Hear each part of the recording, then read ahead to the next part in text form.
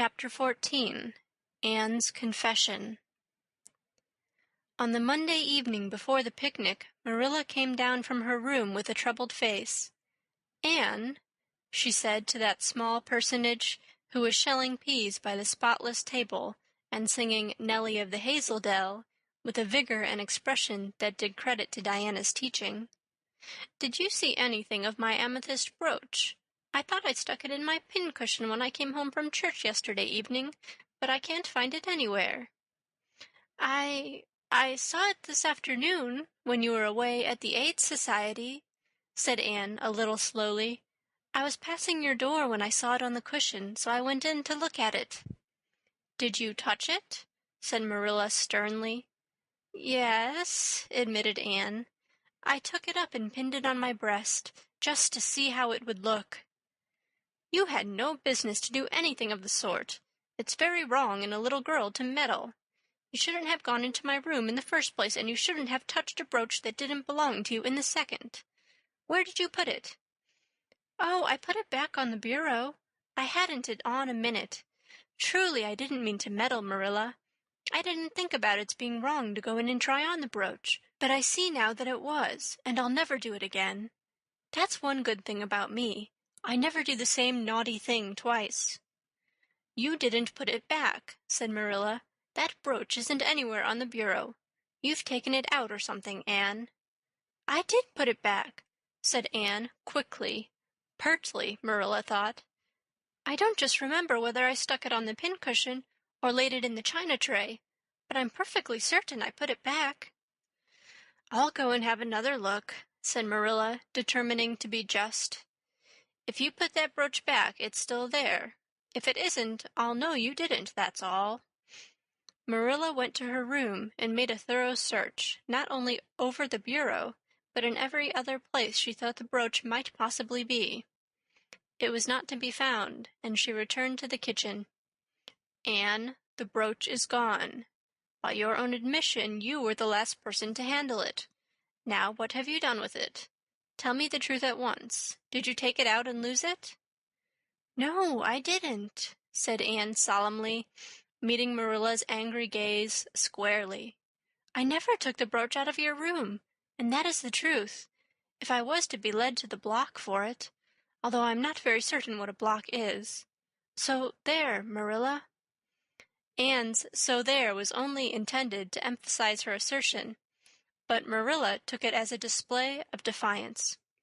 "I believe you are telling me a falsehood, Anne," she said sharply. "I know you are. There now, don't say anything more unless you are prepared to tell the whole truth. Go to your room and stay there until you are ready to confess." "Will I take the peas with me?" said Anne meekly. "No, I'll finish shelling them myself. Do as I bid you." When Anne had gone, Marilla went about her evening tasks in a very disturbed state of mind. She was worried about her valuable brooch. What if Anne had lost it?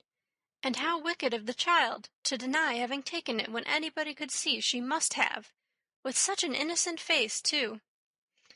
"I don't know what I wouldn't sooner have had happen," thought Marilla, as she nervously shelled the peas. "Of course I don't suppose she meant to steal it or anything like that.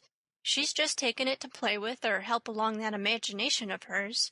She must have taken it, that's clear, for there hasn't been a soul in that room since she was in it, by her own story, until I went up tonight. And the brooch is gone, there's nothing surer.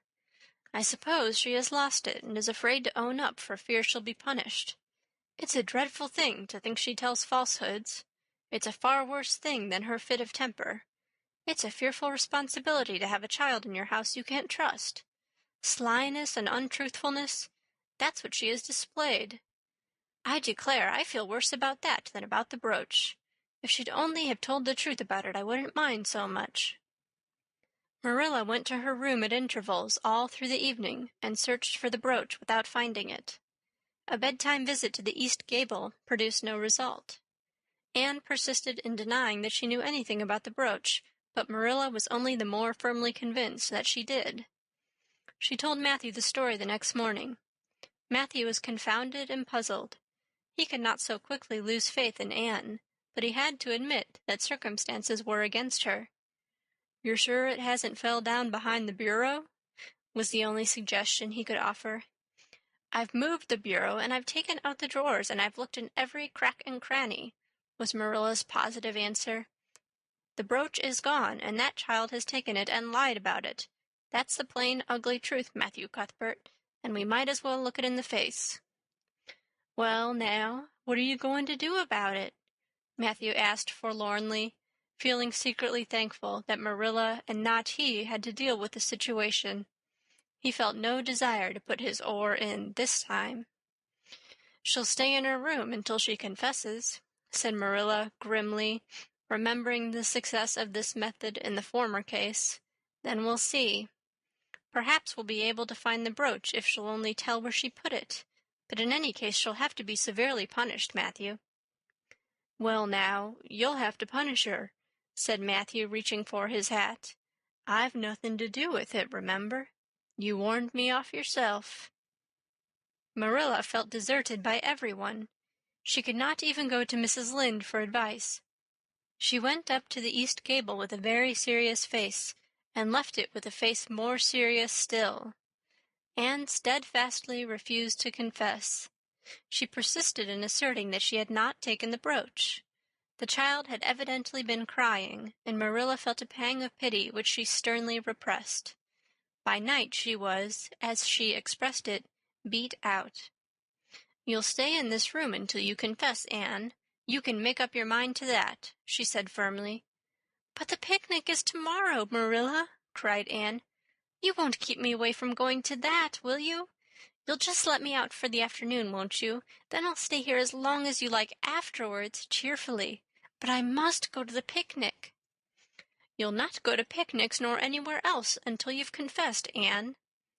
Oh, Marilla, gasped Anne. But Marilla had gone out and shut the door.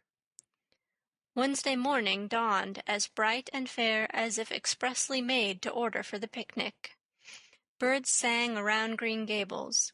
The Madonna lilies in the garden sent out whiffs of perfume that entered in on viewless winds at every door and window, and wandered through halls and rooms like spirits of benediction. The birches in the hollow waved joyful hands, as if watching for Anne's usual morning greeting from the east gable. But Anne was not at her window. When Marilla took her breakfast up to her, she found the child sitting primly on her bed, pale and resolute, with tight-shut lips and gleaming eyes. Marilla, I'm ready to confess. Ah! Marilla laid down her tray. Once again her method had succeeded, but her success was very bitter to her. Let me hear what you have to say, then, Anne. I took the amethyst brooch, said Anne, as if repeating a lesson she had learned. I took it just as you said. I didn't mean to take it when I went in, but it did look so beautiful, Marilla, when I pinned it on my breast, that I was overcome by an irresistible temptation. I imagined how perfectly thrilling it would be to take it to Idlewild and play I was the Lady Cordelia Fitzgerald. It would be so much easier to imagine I was the Lady Cordelia if I had a real amethyst brooch on. Diana and I make necklaces of roseberries, but what are roseberries compared to amethysts? So I took the brooch. I thought I could put it back before you came home. I went all the way around by the road to lengthen out the time. When I was going over the bridge across the Lake of Shining Waters, I took the brooch off to have another look at it. Oh, how it did shine in the sunlight! And then, when I was leaning over the bridge, it just slipped through my fingers, so, and went down, down, down, all purply sparkling, and sank forevermore beneath the Lake of Shining Waters. And that's the best I can do at confessing, Marilla.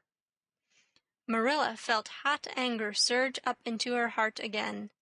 This child had taken and lost her treasured amethyst brooch, and now sat there calmly reciting the details thereof, without the least apparent compunction or repentance. Anne, this is terrible, she said, trying to speak calmly. You are the very wickedest girl I ever heard of. Yes, I suppose I am, agreed Anne tranquilly, and I know I'll have to be punished. It'll be your duty to punish me, Marilla. Won't you please get it over with right off, because I'd like to go to the picnic with nothing on my mind. Picnic, indeed!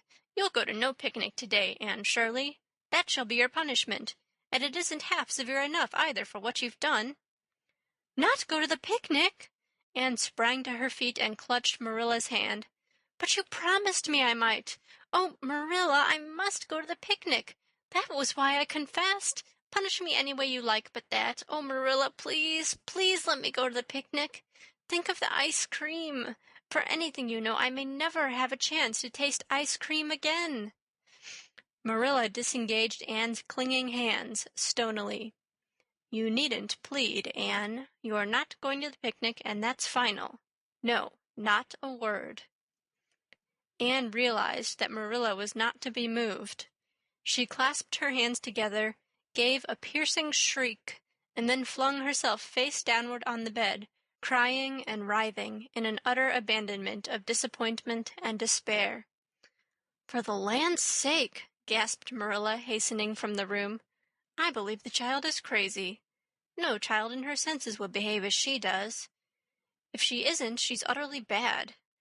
Oh, dear, I'm afraid Rachel was right from the first. But I've put my hand to the plow and I won't look back." That was a dismal morning. Marilla worked fiercely and scrubbed the porch floor and the dairy shelves when she could find nothing else to do. Neither the shelves nor the porch needed it, but Marilla did. Then she went out and raked the yard. When dinner was ready, she went to the stairs and called Anne. A tear-stained face appeared, looking tragically over the banisters. "Come down to your dinner, Anne." "I don't want any dinner, Marilla," said Anne sobbingly. "I couldn't eat anything. My heart is broken. You'll feel remorse of conscience someday, I expect, for breaking it, Marilla, but I forgive you. Remember when the time comes that I forgive you. But please don't ask me to eat anything, especially boiled pork and greens. Boiled pork and greens are so unromantic when one is in affliction." Exasperated, Marilla returned to the kitchen and poured out her tale of woe to Matthew, who, between his sense of justice and his unlawful sympathy with Anne, was a miserable man. "Well, now, she shouldn't have taken the brooch, Marilla, or told stories about it," he admitted, mournfully surveying his plateful of unromantic pork and greens, as if he, like Anne, thought it a food unsuited to crises of feeling. "But she's such a little thing, such an interesting little thing. Don't you think it's pretty rough not to let her go to the picnic when she's so set on it?" "Matthew Cuthbert, I'm amazed at you. I think I've let her off entirely too easy, and she doesn't appear to realize how wicked she's been at all. That's what worries me most. If she'd really felt sorry, it wouldn't be so bad. And you don't seem to realize it neither. You're making excuses for her all the time to yourself. I can see that." "Well, now, she's such a little thing," feebly reiterated Matthew. "And there should be allowances made, Marilla. You know she's never had any bringing up." "Well, she's having it now," retorted Marilla. The retort silenced Matthew, if it did not convince him. That dinner was a very dismal meal. The only cheerful thing about it was Jerry Butte, the hired boy, and Marilla resented his cheerfulness as a personal insult. When her dishes were washed and her bread sponge set and her hens fed, Marilla remembered that she had noticed a small rent in her best black lace shawl when she had taken it off on Monday afternoon on returning from the Ladies' Aid. She would go and mend it. The shawl was in a box in her trunk. As Marilla lifted it out, the sunlight, falling through the vines that clustered thickly about the window, struck upon something caught in the shawl, something that glittered and sparkled in facets of violet light. Marilla snatched at it with a gasp. It was the amethyst brooch, hanging to a thread of the lace by its catch. "Dear life and heart," said Marilla blankly, "what does this mean? Here's my brooch safe and sound that I thought was at the bottom of Barry's pond. Whatever did that girl mean by saying she took it and lost it? I declare I believe Green Gables is bewitched. I remember now that when I took off my shawl Monday afternoon I laid it on the bureau for a minute. I suppose the brooch got caught in it somehow. Well—" Marilla betook herself to the east gable, brooch in hand. Anne had cried herself out and was sitting dejectedly by the window. "Anne Shirley," said Marilla solemnly, "I've just found my brooch hanging to my black lace shawl. Now I want to know what that rigmarole you told me this morning meant." "Why, you said you'd keep me here until I confessed," returned Anne wearily, "and so I decided to confess because I was bound to get to the picnic. I thought out a confession last night after I went to bed, and made it as interesting as I could, and I said it over and over so that I wouldn't forget it. But you wouldn't let me go to the picnic after all, so all my trouble was wasted." Marilla had to laugh in spite of herself, but her conscience pricked her. "Anne, you do beat all. But I was wrong, I see that now. I shouldn't have doubted your word when I'd never known you to tell a story. Of course it wasn't right for you to confess to a thing you hadn't done. It was very wrong to do so. But I drove you to it. So if you'll forgive me, Anne, I'll forgive you, and we'll start square again. And now get yourself ready for the picnic." Anne flew up like a rocket. "Oh, Marilla, isn't it too late?" "No, it's only 2 o'clock. They won't be more than well gathered yet, and it'll be an hour before they have tea. Wash your face and comb your hair and put on your gingham. I'll fill a basket for you. There's plenty of stuff baked in the house, and I'll get Jerry to hitch up the sorrel and take you down to the picnic ground."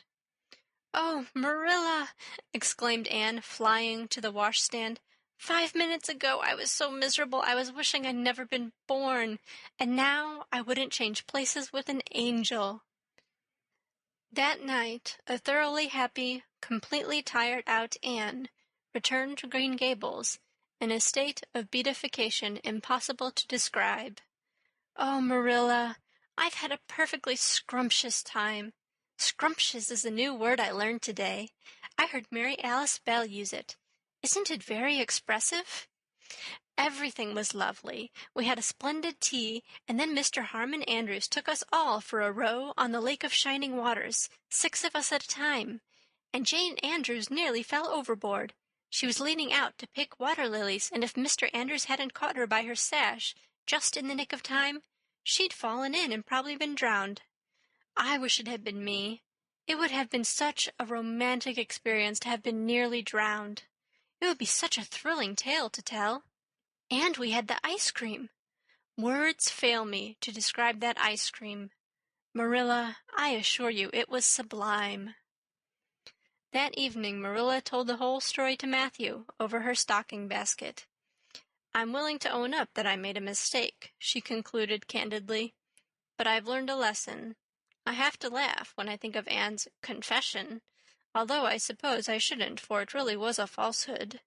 But it doesn't seem as bad as the other would have been, somehow. And anyhow, I'm responsible for it. That child is hard to understand in some respects, but I believe she'll turn out all right yet. And there's one thing certain. No house will ever be dull that she's in."